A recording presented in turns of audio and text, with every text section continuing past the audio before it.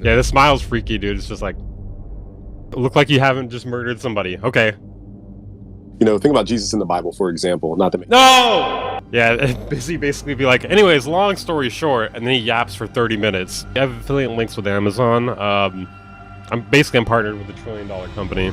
Okay, so to get into this here, we have something really interesting today. So you remember in one of our last streams, we talked about how Busyworks Beats made this video, why producers hate Busyworks Beats. Now, as you can see by the like ratio here, it's, I feel kind of bad because I feel like the like ratio was not that bad until my audience found it. I feel like it wasn't really that bad.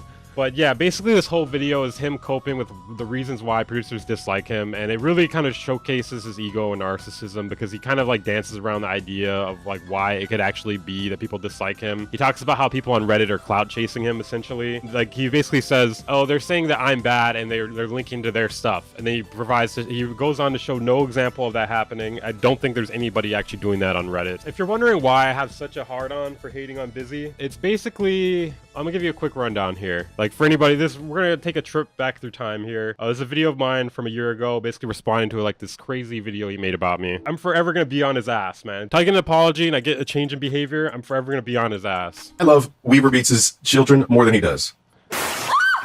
Now, to be honest, all this shit is funny. I've kind of moved past it really, but one, the content is too good. The content from Busy is too fucking good to like let up on him, bro. And then here, I'll play the original video here. So this video is why I'm always on his ass right here. I love Weaverbeats' children more than he does. Why? Because he will lie, he will cheat, he will steal in order and destroy in order to make money off of YouTube to pay for that child's food. But I will say, hey, Weaverbeats, stop. You're causing conflict in people's families. You don't understand that karma is going to come back to your family. You don't understand and demonstrate the things you're showing your child that they will look up on YouTube that's completely free to watch and learn those patterns from you and continue the cycle. I love his family more than he does. It's actually this is actually hilarious. He doesn't understand the damage he's creating. Okay, so let's get into more concepts here. I don't want to make that about Weaver specifically, but he needs to understand what he's doing with his platform. So recently, Curtis King. Okay, so like this video is like mostly about me. He talks about proxy wars versus Av McCree. Av McCree versus Viral. Just giving you guys like a little background here. So that's why I'm always on his ass, basically. That leads us to the more current stuff. DJ Payne posted a video, like an interview thing with why producers hate Busyworks. Now the timing of this is very interesting. Because if you look at this, how long ago did he post his video about this? 7 days ago. So like pretty much right after this. Got to interview why producers hate Busyworks. And I have a very strong suspicion that Busy paid him for this interview. Now, is that wrong? I don't know. It's kind of weird. It's kind of weird how often DJ Payne sweeps for him. Beef with Busyworks, an honest conversation. Busyworks Beats has no plaques. Like, why? There's no benefit for DJ Payne to do this. You know, like, I really think there's money being exchanged here. Personally, like, hey, whatever. I mean, I think if that's the case, I think you have to disclose that, you know? I wouldn't, okay, and part of the reason why I think that is because about a year, almost 2 years ago now, actually, Busy actually offered me money to do an interview on my channel when he had a problem with Curtis King. $100 an hour. I didn't take him up on this because, I don't know.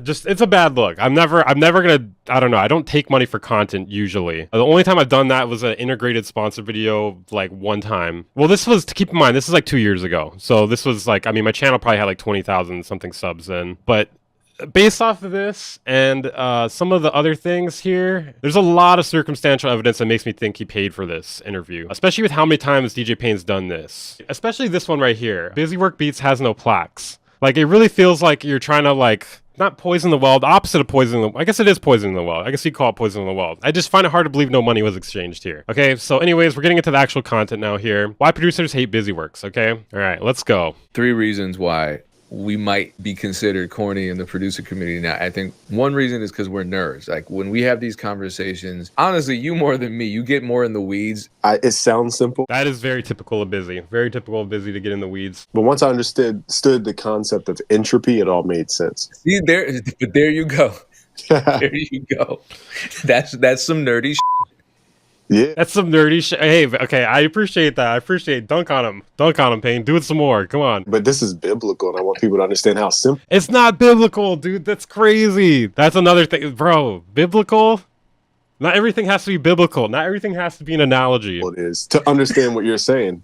Even What? Jesus said it. It's almost like it's comical. Like I don't know if it's intentionally comical. I don't think Busy's intentionally being comical, but Payne is actually starting to see the humor in it here. It's just, I know it's funny because I say we're nerds, and then you go, well, once I grappled with the reality of entropy, then I see your video, which was titled, God damn it, dude. Hold on a second. I gotta flip myself back over. Sorry, I don't want to be covering up Busy here. This will work better though, because like the chat's on the right side, and then we have all that empty space up there to put the chat, because Busy doesn't know how to frame his camera properly. I think it might even be crooked too. I don't know what's going on here. Why Producers Hate Busy Works.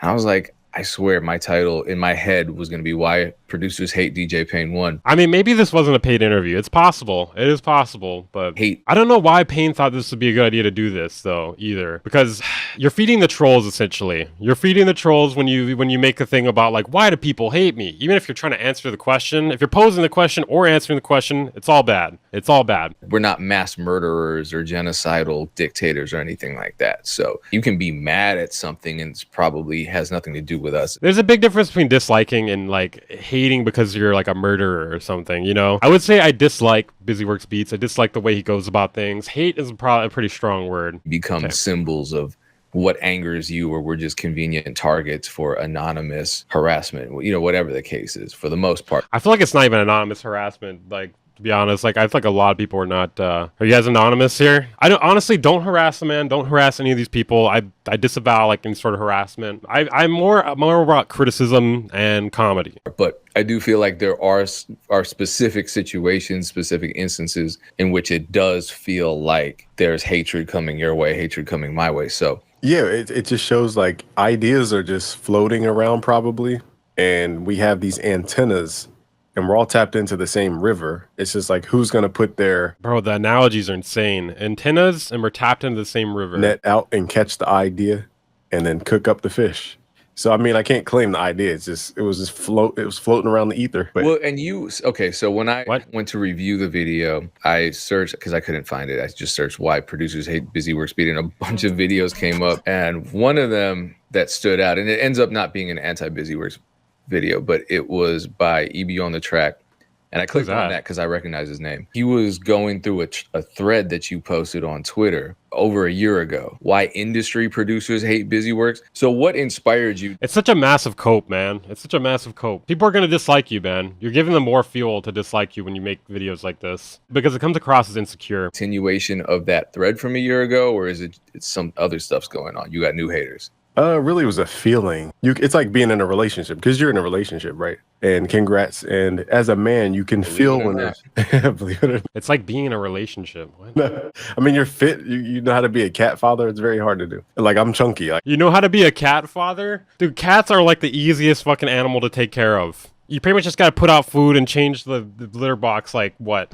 I mean, I guess the only thing easier than that might be a fish. I don't know about that. Maybe a fish might be easier, but other than that, bro, they're so easy. You don't have to even show them attention, bro. Like, they'll play by themselves. Like I told you, I had to work out, so I did not look overweight on this camera right now. But so the first, That's very honest with you. Is he look maxing, guys? Is he mewing? Is BWB a look maxer, a mewer, a mew maxer? Bro, imagining Busy doing mewing is fucking funny. For those of you who don't know what mewing is, it's like a thing to like it's like pressing the tongue against the roof of your mouth to improve the shape of your jaw and face. Like, it's basically like, it's like face workouts in order to like make yourself look more like a Chad, so that you can end up looking like this, dude.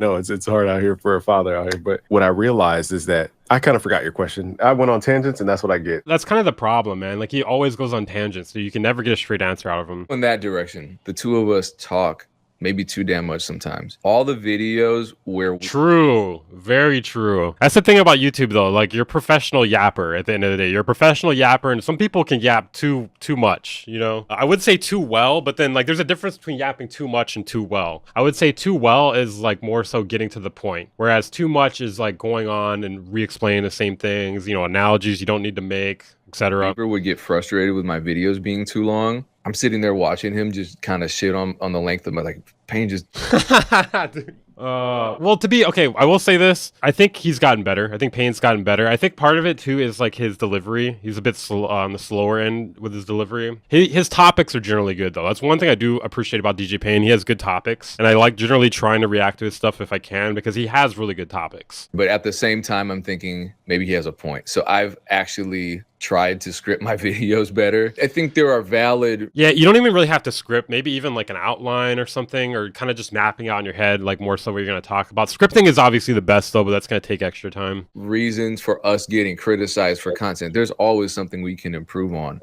True. And I also want to kind of start by just having a moment of honesty where I don't feel like I'm an innocent victim of internet hate in 99% of all cases. If I'm getting trolled by people I don't know from a can of paint and likewise who don't know me, that's not hate. That's just an annoying shit, whatever. The video... I think part of the reason why DJ Payne gets this too is because he kind of puts, like when he gets like a troll comment or somebody hating on him, he will like post it on Twitter like all the fucking time, you know?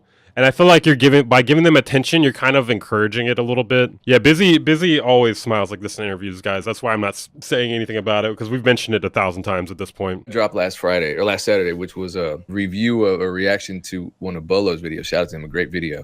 The first 15 seconds are completely sarcastic, but some people took that so seriously they stopped watching after 15 seconds. I got DMs on Christmas morning, people talking shit. I got comments talking about you're a culture vulture, your beats are... Bro, like... Everybody gets hate comments, bro. Here, look at this one I got a minute ago. Hold on. I thought it was kind of funny. Here, like, look at this. Look at this. Like, come on, dude. Like, I got this one, and I was just like... Okay? Like, it's kind of funny. It's like a copy pasta. You know, you don't got to point out every single one, man. Everybody gets them. That's my point. Everybody gets them. If you're gonna put yourself out to, like, millions of people, you're gonna get hate comments, man. And I don't necessarily like this about myself, but sometimes if someone is that I don't even know, like, why do I even care? If someone's talking some shit in the comments section, why do I have to respond? You know what I mean? I mean, it could be, there's, some people do have this thing where they get obsessive about it, like where they feel like they always have to be the last one saying something. It could be like OCD. I personally do struggle with a bit of OCD. The best thing in my opinion is to just like, if you're gonna get obsessive about it, like, or if you feel yourself getting obsessive about it, just fucking do something else, dude. Or like smoke a joint. Do something. Take some medicine for it. Do something, dude. Do something. Because like the worst thing you can do is feed into that. That's the worst thing you could possibly do is feed into that. And that's kind of the criticism I have about these sort of videos where it's like, why do producers hate me? Why do producers hate me? We don't make you forget. We don't make you forget you're even getting hate, dude. To me, because you talk your shit. I've seen you talk shit in my videos, in my comments. And you've had feuds. That's your business. I just try to keep away from the producer feud energy. But I mean, do you feel like some of that energy that we give out creates some of this backlash? Oh, definitely, dude. Definitely.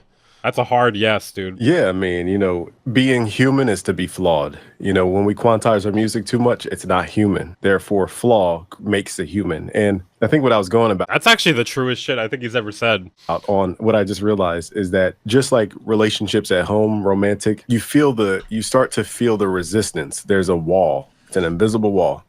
And when you feel that wall, you have to dig to a trigger point almost on purpose so that now I don't know what he's saying. Address the invisible wall. And so what I did with that video, not that it was thought or pre-thought or whatever, it was simply that I just had a feeling one day, made a video because I felt a lot of resistance with my content. The numbers weren't picking up. We were getting live stream viewers, but the long form wasn't working. So I said, okay. So like that's the thing, bro. Like he's approaching it from the wrong angle here. The reason why your long form content isn't working is because it's not edited. It's not to the point. It's not researched. It's just like you just like hit record on OBS, you go, you make whatever beat you make, you name it whatever the fuck you name it. You don't edit it, or if you do, it's like almost nothing done to it, and then like people aren't watching it, Like I could bet the average watch time is not good on it, and that's like one of the most important metrics. If we're gonna get nerdy about YouTube here, like the click-through rate, that's really important, like so the title and thumbnail, and then the next thing after that is the watch time, like the average watch time. Like you need high average watch time in order for it to like try to recommend your videos, because YouTube wants to serve ads. They want to serve ads to people, and they want to make money. They want you to make, well, I don't know if they want you to make money. They want to make money though, essentially. So the longer the watch time, the more likely they are to recommend it. So those things in combination are what make a difference. I mean, it could be his audience not really caring too. That could be a portion of it, but you could be getting new viewers too, you know, or you can kind of help retain the viewership by having like more edited, more to the point content, or just making it quality. You know, making it quality, that makes a big difference, because they'll watch that and they're gonna be like, you know what, I'm gonna watch the next video. You know, like maybe like unconsciously, subconsciously. But like that's another thing. I hear him talk about value and stuff like that sometimes, and it's like, bro, like, do you not see you're not really providing value with these long 40-minute videos where you're repeating yourself? You're like, hey, busy, sticking in all this like producers went on to work for Post Malone, Ariana Grande. Like, stop. No. Why are you reacting to a video that's not about you instead of making beats or original content, bro? Because this is entertainment, dude. This is entertainment. Secondly, portion of this is about me. You're just wrong. You're just wrong. Like, you missed it. They were talking about me a minute ago. Excuse me. Once I trigger those folks, then I asked them on my community tab, I said, what do y'all really want to learn for real? That's one. After I posted that video, I asked them a question, because now that they've aired out their grievances with me, now they can feel like they can communicate. And what business is a relationship at scale. That's all it is. And so I'm trying to take down that invisible wall with my audience. Long story shorter is that I didn't have my computer for 3 months. It just broke, and I didn't know how to fix it. So I lost a lot of time talking to my audience day to day. And so it hindered, you know, the content. It was a disconnect. So I was like, how do I like reactivate this connection? So that's how I did it, is simply talking at a problem until they express the real problem. And now they feel free to talk. It's not like I'm a dictator, you know, type. I don't know, man. Because you guys address a lot of things, whether it's, you know, the stories of, what's the record label name ran? Funk Volume. Funk Volume. Oh, yeah. He's speaking very freely about that nowadays. Aaron. His computer got sick of his music. Stories about managing itself. An artist who just flip on them. How many chicks do you think Busy gets? He's dripping in bitches, dude. And I'm sure we have these betrayal stories, but, you know, if Jesus is the best character in the Bible and we're trying to be the best people on the planet Earth, we're going to have to experience what the best character experienced at some point in time, which is betrayal, your team. Yeah. You know, it's a lot. But, you know, I don't want to overtalk, but I agree. Don't lie, Busy. You want to overtalk. I know you, sir. I'm going to speed it up a little. Okay. So, for example, do you make tutorials every now and again? Yeah, you know, I haven't for a while. No, you don't. Oh, but yeah, sometimes I do. And you might be like, okay, here's... Did he just compare himself to Jesus? Oh, that's not a new thing, man. That's not a new thing. It's not even surprising at this point. A 251 chord progression, how to make soul samples. But as a beginner, they don't even know the words to search.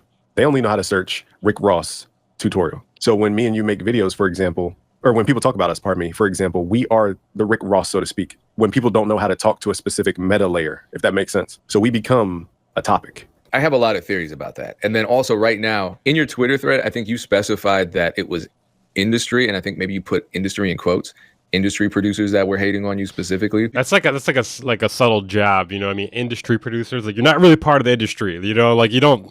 People that claim they're industry producers aren't really industry producers. I mean, everyone's an industry producer, right? And I think you made that distinction too, that people who claim they're industry are just kind of saying that as a marketing ploy, because it sounds cooler than being an internet producer, even though it really doesn't, because everyone's doing everything and the internet producers are in the industry. I mean, the fact that internet money are industry producers at the highest level should show that distinction is meaningless these days. And it's been meaningless. True.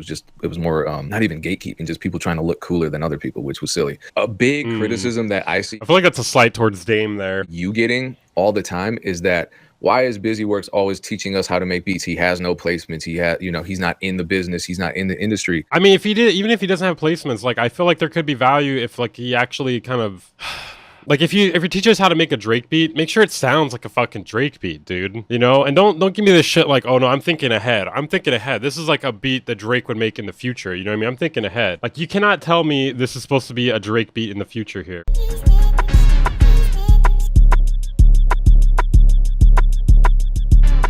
Like, you can't tell me that's a Drake beat. You can't tell me that's a Drake, like, and he also will say this thing like, hey, like this, I'm trying to think ahead here. This is a beat that Drake might use in the future. I could hear Drake on this, you know? It's like, bro, first of all, people are trying to learn how to make a specific kind of beat. I'm pretty sure we can't really get into what they're going to be doing in the future. But secondly, it's not high quality, man. Like, you're really hurting yourself more than helping yourself by putting this out.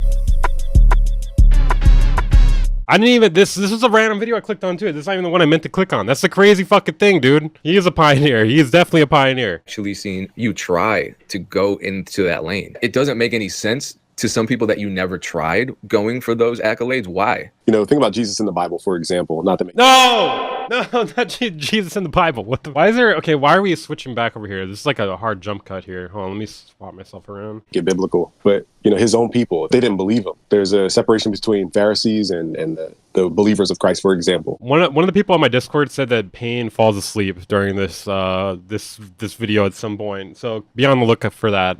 And you know, when people are hardened in their ways, it's hard for them to accept new ways of doing anything. So when people Wait, was he wearing headphones before this? Oh, what the fuck? Bro, this is 2 interviews spliced together. Look at this. Hold on a second. So we jump from him wearing these headphones here.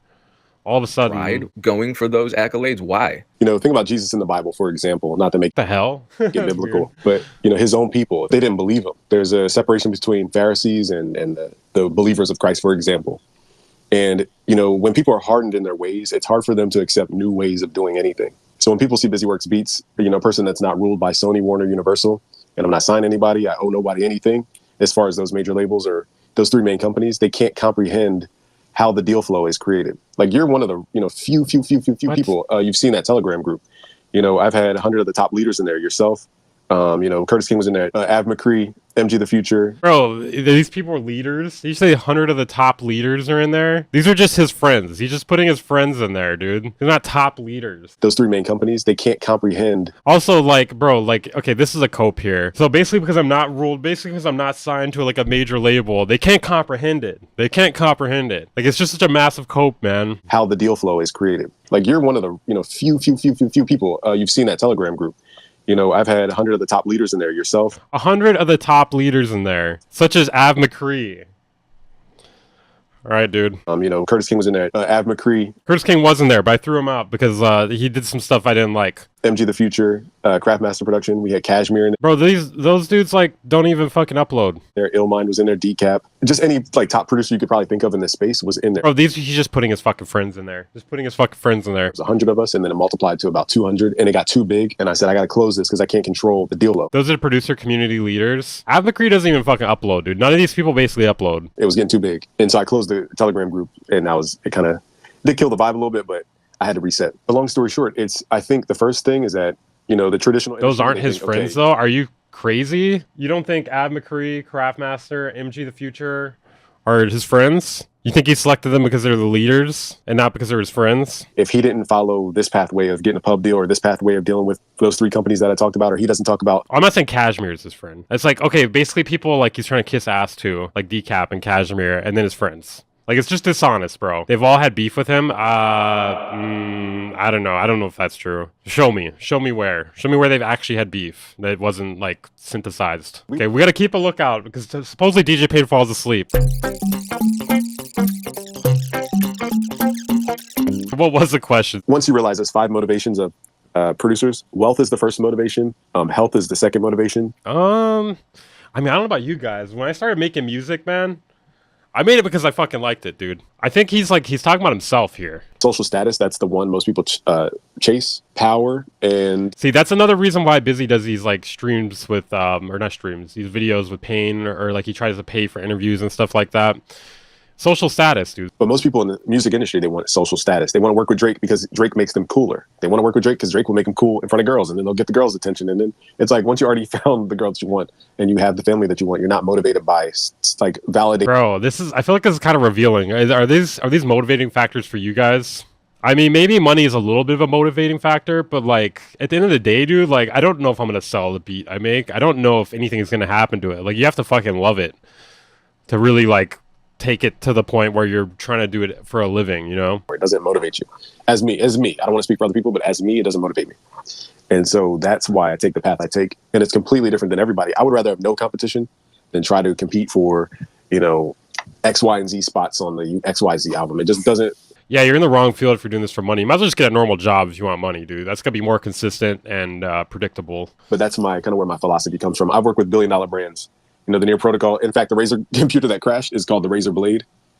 And we did that's $1 billion company. We Right. did back I remember that. Yeah, you have a partnership. Right. Or you had a partnership. I don't know if it's ongoing. The one that crashed. Okay. Wasn't he fundraising for a streaming computer recently? ongoing. It was about 3 years, but that was longer than Metro. You know, we had Metro Boomin on the campaigns, Dead Mouse, Sunny Digital, Murder Beats. I could show you guys the pitch deck where I pitched them on literally creating opportunity. That's why I said I'm not going to chase placements. I'm going to create placements.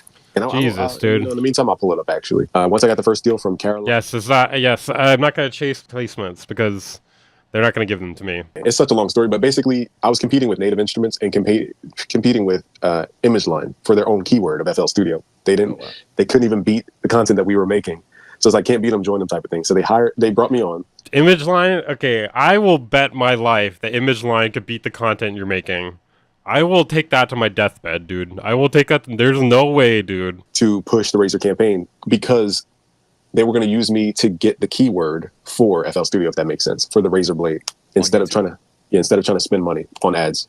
Me and you can understand that game, but like to the average viewer, they don't understand this. That's why it's hard to communicate what we do behind the scenes. But yeah, I mean, just take those simple things. You know, I work with $4 billion brands. Not to overtalk you, I work with Razer Music, Near Protocol with my mentor, $7 billion company, Sweetwater, $1 billion company. Yeah, Busy basically be like, anyways, long story short, and then he yaps for 30 minutes. Do you remember when Pro Tools made its comeback with Devon and them? It was like Help Me Devon and Wavy Wayne and all them. But if you guys saw this, not you, but if people listening to this video saw the Zoom call, they would see that I was organizing the whole thing. I was raising everybody's value. Not to overtalk you.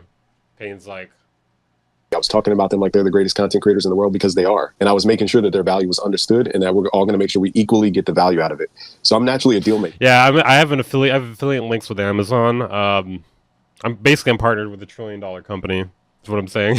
Yeah, the smile's freaky, dude. It's just like, look like you haven't just murdered somebody. Okay. You get more in the weeds of the abstract, but I tend to rant and get like, I wasn't supposed to be a nerd. I was a juvenile delinquent with a 1.8 GPA. Somehow I ended up in college by the skin of my teeth. Why is Payne softballing? That's what I was saying. He's sweeping for him. You know, he's cleaning up his mess. He's just through an academic probationary program. And I realized that I actually liked reading. And so I kind of adapt to that environment. And now I'm a nerd and I use weird words. And you look at the average producer, content creator, and they don't talk like you. They don't talk like me. Payne sweeping is the reason for Busy smiling. Busy's like, keep it up, dude. And Payne's just over there like. Concept of entropy, it all made sense. And once you understand the parable. Yeah. There you go. There you go. That's some nerdy shit. Yeah, but this is biblical. I want people to understand how simple it is to understand what you're saying. Even Jesus said it. Oh my God, dude. Anything but answering the real question. And I learned from an old, writer. I think it was Hermes Trismegistus, if I'm not mistaken, in the Paramander. He wrote, every tree comes from a seed, but every seed doesn't turn into a tree. In other words, the probability that a DJ Payne can exist. I'm throwing my seed all the time. Can exist. We're probably 100. You saw the whole group of powerful people. So yeah, that's basically kind of the thing with Busy. You always feel like you're at an MLM. Yeah, a multi-level marketing company.